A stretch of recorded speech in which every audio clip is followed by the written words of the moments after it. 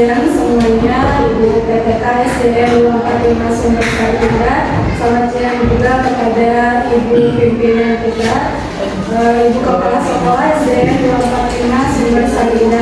Alhamdulillah pada hari ini, siang ini kita akan mendengarkan pemaparan tentang disiplin positif sebagai salah satu tugas aksi nyata dari calon guru penggerak yang akan disampaikan oleh Ibu Endah Widiawati SPD CPG Angkatan 9 Kota Bandung. Semoga untuk singkat waktu kami persilakan kepada Ibu Endah untuk menyampaikan. Terima kasih, mohon izin Ibu pimpinan dan teman-teman PTK 245 Sari. Saya di sini sebagai calon guru penggerak angkatan 9 sedang memaparkan tentang disiplin positif, yaitu penyebaran pemahaman dan penerapan pengalaman budaya positif. Nah, di sini perkenalkan, ini adalah saya sebagai Mendidik SPD sebagai calon guru penggerak angkatan 9 dan Nani Marjanis SPD pengajar praktik angkatan 9 dan Muhammad Naim sebagai fasilitator angkatan 9. Nah, di sini ada konsep inti budaya positif, perubahan paradigma belajar, disiplin positif, nilai-nilai kebajikan, kebutuhan dasar manusia, motivasi perilaku manusia, posisi kontrol guru, keyakinan kelas, dan segitiga restitusi. Ya. Pembelajaran dengan paradigma baru yaitu dengan mengacu pada penegakan pendidikan yang menggeser pada pembaharuan metode dan filosofi pembelajaran yang telah ada sebelumnya. Namun paradigma ini bertujuan untuk mengatasi perubahan dalam kebutuhan teknologi dan kebutuhan belajar yang harus berkembang. Adapun beberapa karakteristik penting untuk pembelajaran dengan paradigma baru termasuk pembelajaran berbasis keterampilan. Ini menekan pengembangan keterampilan abad ke-21 seperti pemikiran masalah, pemikiran kritis, kolaborasi, komunikasi, dan literasi digital. Lebih dari sekedar menghafal, fakta fokusnya adalah pada kemampuan siswa untuk mengaplikasikan pengetahuan dalam konteks yang berbeda. Adapun ini pembelajaran aktif, siswa tidak hanya menerima positif informasi, tetapi mereka aktif terlibat dalam proses pembelajaran. Metode pembelajaran aktif seperti diskusi, proyeksi, atau berbasis masalah dan kerja kelompok sering digunakan untuk mendorong partisipasi siswa. Teknologi dalam pembelajaran menjadi bagian integral dari pembelajaran dengan paradigma baru. Teknologi ini digunakan untuk menyediakan akses ke sumber daya pembelajaran yang lebih luas, berinteraksi dengan konten pembelajaran dan meningkatkan kolaborasi siswa. Nah, di sini ada juga pembelajaran berpusat pada siswa. Guru berperan sebagai fasilitator pembelajaran, membantu siswa dalam mengeksplorasi minat dan bakat mereka untuk mengarah belajar mereka.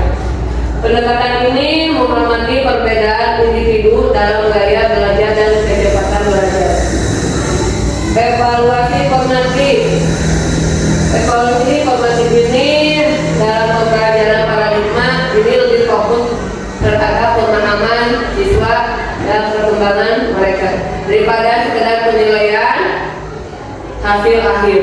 Guru dan siswa bekerja sama mengidentifikasi kekuatan dan kelemahan serta merancang strategi perbaikan. Kolaborasi dan komunikasi, siswa belajar untuk bekerja dalam satu tim, berbagi ide, berkomunikasi aktif. Kolaborasi ini tidak hanya mempersiapkan peserta didik di dunia nyata kerja, tapi juga mempromosikan pemahaman yang lebih dalam lagi. Pembelajaran sepanjang hayat. Paradigma ini baru mengakui pentingnya ini pun berkembang dari progres sepanjang karirnya. Ini mendorong pembelajar berkelanjutan beradaptasi terhadap perubahan. Nah, di sini ada profil Pancasila. Pembelajaran dengan paradigma baru mencoba menciptakan lingkungan pembelajaran yang relevan, dinamis, dan menantang. Hal ini juga lebih mempersiapkan siswa untuk menghadapi tantangan global dan teknologi yang terus berkembang. Pendidikan ini berpusat pada paradigma baru bertujuan untuk membantu siswa menjadi individu yang mandiri, berpikir kreatif atau kritis, dan siap menghadapi perubahan-perubahan dalam masyarakat dan dunia kerja. Nah, ada miskonsepsi tentang teori kontrol. Di sini ada gambar tentang ilustrasi guru mengontrol murid. Terus ada ilusi membawa semua penguatan positif, efektif, dan bermanfaat. Yang ketiga, ilusi bahwa kritik dan membuat rasa bersalah mampu menguatkan karakter. Membawa orang dewasa berhak untuk memaksa. Jadi di sini dilihat dari gambar ini, ternyata kita itu harus mendorong peserta didik untuk berpikirnya kreatif, inovatif, ide-idenya harus dimunculkan, jangan hanya dipendam saja. Nah, di sini ada mengubah paradigma stimulus respon berdasarkan teori kontrol. Stimulus respon ada realitas atau kebutuhan kita semua. Ada semua kita bisa melihat yang sama. Terus kita mencoba untuk mengubah agar pandangan sama dengan kita. Perilaku buruk dilihat sebagai suatu kesalahan. Orang lain bisa mengontrol saya. Contohnya saya bisa dikontrolkan dengan pimpinan saya. Kalau ayo Brenda, ternyata Brenda itu harus berkembang lagi, jangan hanya diam di tempat. Jadi sebagai pimpinan saya didorong nih sama pimpinan saya untuk ayo apa yang kreatif dari Brenda bisa dilakukan. Gitu. Terus memaksa pada saat wujudkan kegagalan. Biasanya saya sering mengalami kegagalan sebagai suatu pekerjaan yang tidak bisa diselesaikan karena saya bisa mengalami turun dari kegiatan ini. Terus berpikir menang atau kalah gitu. Biasanya kalau saya apalagi saya sebagai guru PJOK terhadap peserta didik, kita sempat bikin permainan dua kelompok. Mau menang, mau kalah, tetap itu hanyalah permainan gitu. Nah, di sini ada teori kontrolnya, realita, kebutuhan kita berbeda. Memang kita juga pasti berbeda-beda kebutuhannya. Setiap orang memiliki gambaran yang berbeda juga. Kita berusaha memahami pandangan orang lain tentang dunia. Semua perilaku memiliki tujuan. Kita juga memiliki tujuan, perilaku yang maksudnya tujuan hidup. Kita tuh memiliki tujuan untuk mengembangkan peserta didik. Hanya ada Anda yang bisa mengontrol diri, gitu kan? Anda tidak bisa mengontrol orang lain. Kolaborasi dan konsensus menciptakan pilihan-pilihan baru. Model berpikir menang dan menang. Saya berpikir saya harus menang dan menang. Ternyata tidak semudah itu. Saya harus berpikiran saya itu harus menang, padahal tidak juga. Memang itulah suatu permainan anak-anak saya sebagai guru PJOK untuk menenangkan siswanya. Menang ataupun kalah itu semuanya hanya permainan, kita tetap bersatu. Nah, disiplin positif. Disiplin berasal dari kata disiplina yang artinya belajar. Disiplin mengacu pada disiplin, yaitu dengan memiliki tanggung jawab terhadap apa yang dilakukan yang berdasarkan nilai keyakinan. Disiplin positif merupakan salah satu cara menerapkan disiplin untuk bertujuan untuk menumbuhkan kesadaran kita serta memperdayakan peserta didik tanpa imbalan atau penghargaan reward, ancaman atau hukuman. Nah, berikut adalah prinsip dan strategi disiplin positif, yaitu berkomunikasi dengan empati, bertindak sebagai model perilaku, menyediakan pilihan, menggunakan penguatan positif, menetapkan harapan yang jelas, lalu melibatkan siswa dalam mengambil keputusan, menyediakan dukungan dan tambahan, memahami variasi individu, menggunakan pembelajaran dari kesalahan mendorong pertumbuhan. Nah, saya sebagai pendidik bertujuan adalah menciptakan peserta didik yang memiliki disiplin diri sehingga mereka berperilaku dan mengacu kepada nilai-nilai kebajikan universal dan memiliki motivasi intrinsik dalam perubahan perilaku ke arah yang lebih baik lagi. Nah, di sini ada nilai-nilai kebajikan, yaitu nilai yang disepakati bersama lepas dari suku, bangsa, agama, bahasa maupun latar belakang. Contohnya kebajikan institusi, organisasi. Profil Pancasila itu beriman dan bertakwa kepada Tuhan Yang Maha Esa dan berakhlak mulia, berneka global, gotong royong, mandiri dan kreatif dan bernalar kritis. IBOX Premier program bertoleransi, rasa hormat, integrasi, mandiri, menghargai, antusias, empati, kepengetahuan, kreatif, kerjasama, percaya diri dan komitmen. Keterampilan hidup atau skill dapat dipercaya, lulus, hati, pendengar yang aktif, tidak merendah orang lain dan memberikan hal yang terbaik dari dirinya. Nah, di sini ada kebutuhan dasar manusia, itu segala sesuatu yang kita lakukan mendapatkan apa yang kita inginkan.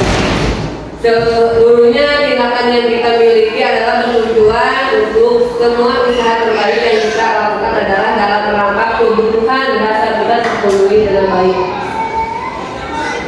Terdapat 5 tingkatan kebutuhan dasar, yaitu kebutuhan psikologis, kebutuhan akan rasa aman, kebutuhan akan rasa memiliki dan kasih sayang, kebutuhan akan menghargai, dan kebutuhan akan kualitas diri. Nah, di sini ada grafik, yaitu aktualisasi diri, penghargaan, kasih sayang, rasa aman, kebutuhan psikologi atau teori kebutuhan Maslow. Nah, di sini ada motivasi perilaku manusia, yaitu satu, untuk menghindari ketidaknyamanan atau hukuman. Yang keduanya yaitu dapat imbalan penghargaan dari orang lain, untuk menjadikan orang yang mereka inginkan menghargai diri sendiri dengan nilai-nilai yang mereka percaya. Di sini ada motivasi ekstrinsik dan motivasi intrinsik. Keyakinan kelas, kesepakatan kelas itu merupakan aturan atau norma yang telah dibuat oleh guru dan peserta didik bersama untuk menciptakan lingkungan belajar yang kondusif. Kesepakatan kelas ini penting diterapkan di semua sekolah termasuk SDN 245 Sumbersari. Nah, di sini ada langkah-langkahnya, yaitu coba menetapkan keyakinan kelas serta pendalaman sebagai berikut. Diskusi, mengumpulkan peraturan-peraturan yang telah ditaati oleh warga kelas, mengubah peraturan yang menjadi kalimat lebih positif, menyalurkan peraturan lebih nilai kebajikan keyakinan kelas. Kesepakatan kelas ini menciptakan pembelajaran yang efektif, aman dan menyenangkan sesuai impian siswa. Nah, di sini ada contohnya yaitu tentang kesepakatan kelas. Saya di sini menggunakan stick note, yaitu tentang keyakinan kelas. Ternyata anak-anak itu antusias untuk mengisi apa aja yang keyakinan kelas. Di sini anak-anak ternyata ada bilang disiplin Bu, tepat waktu, dan tidak boleh terlambat, atau sapa pagi anak-anak yang bisa dilakukan. Ini adalah simak. Nah, di sini ada contoh budaya positif sapa pagi.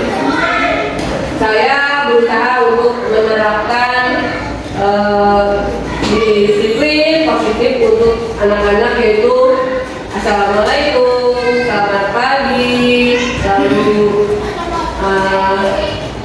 apa kabar, lalu halo anak-anak, sapa ibu guru ya, gitu. Ini adalah contoh-contoh yang saya pernah lakukan. Dan di sini ada yang bersama kepala sekolah, peserta didik, saya sebagai guru PJOK, lalu di sebelahnya ada siswa dengan kelas. Nah, segitiga restitusi yaitu proses menciptakan kondisi bagi peserta didik untuk memperbaiki kesalahan mereka sehingga mereka bisa kembali pada kelompok mereka yang dengan karakter yang lebih kuat. Di sini ada gambar segitiga restitusi itu, yaitu kamu tentu punya alasan kenapa kamu bisa melakukan itu. Lalu adakah cara yang lebih baik atau efektif untuk mendapatkan yang kamu butuhkan? Di sini ada nilai apa yang kamu sepakati, kamu ingin menjadi orang seperti apa. Dan di sini ada validasi kebutuhan, ada menstabilkan identitas, menanyakan keyakinan. Pasti setiap orang itu pernah melakukan kesalahan, dan saya juga bukan satu-satunya orang yang pernah melakukan hal ini. Gitu. Nah, di sini ada tiga langkah restitusi, yaitu menstabilkan identitas, yaitu proses di mana seorang mencari pemahaman yang lebih dalam tentang siapa mereka sebenarnya dan bagaimana mereka ingin dikenal dalam dunia ini. Ini melibatkan pengenalan nilai-nilai kepercayaan, referensi dan identifikasi diri yang mencerminkan siapa Anda sebagai individu. Nah, di sini ada langkahnya untuk menstabilkan identitas mereka untuk introspeksi ya. Di sini adalah introspeksi, evaluasi nilai, eksplorasi minat dan passion, refleksi pada pengalaman hidup, menerima perubahan, komunikasi dengan orang lain, lalu berkomitmen pada identitas Anda. Validasi yang pernah kita lakukan adalah memahami kebutuhan dasar untuk mendasari bahwa tindakan anak itu berbuat salah, menanyakan keyakinan, yaitu apakah yakin dia dan disepakati sebagai bagian komunitas dari sekolah atau kelasnya. Dalam praktik segitiga restitusi, seorang guru dapat mengambil posisi kontrol yang tepat, apakah sebagai teman, penghukum, membuat rasa bersalah, pemantau, atau bahkan sebagai manajer. Nah, di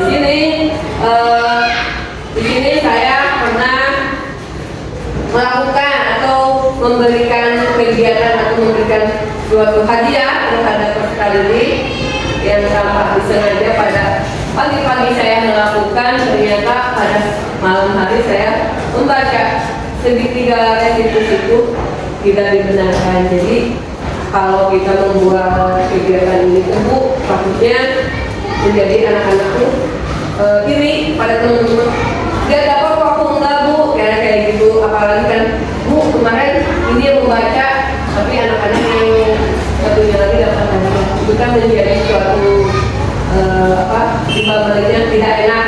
Dia istilahnya mah tidak boleh dilakukan. Tapi kita juga harus menghargai anak-anaknya supaya motivasinya seperti apa kita yang memberikan. Ternyata pada saat saya melakukan kegiatan itu ternyata saya salah. Jadi saya harus introspeksi diri, tidak bisa jangan diulangi lagi loh Bu. Saya juga, aduh ternyata saya baca ternyata salah.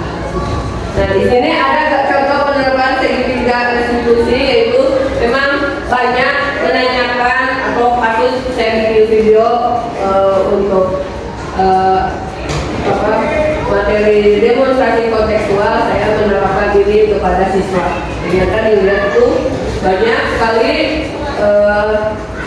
Nah, di sini dalam penerapan program disiplin positif, hendaknya guru memiliki standar kepribadian, profesional dan sosial yang lebih baik, di mana guru mampu merefleksi dirinya dalam posisi kontrol saat ini. bagaimana berjalan dirinya sebagai Pak Among atau manajer yang menuntun murid-muridnya menjadi insan yang mandiri dan mereka bertanggung jawab. Ini adalah standar pendidikan nasional.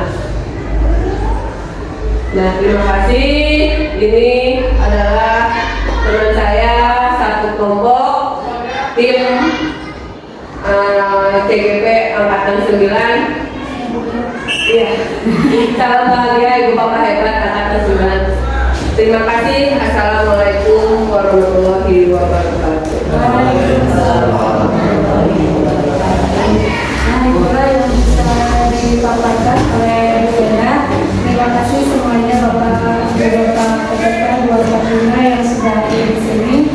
Insya Allah kita akan bertemu lagi di aksi kata berikutnya. Sekian, Assalamualaikum warahmatullahi wabarakatuh.